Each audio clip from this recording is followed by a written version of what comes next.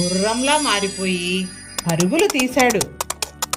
దయ్యం సింహంలా మారిపోయి వెంటబడి తరిమింది.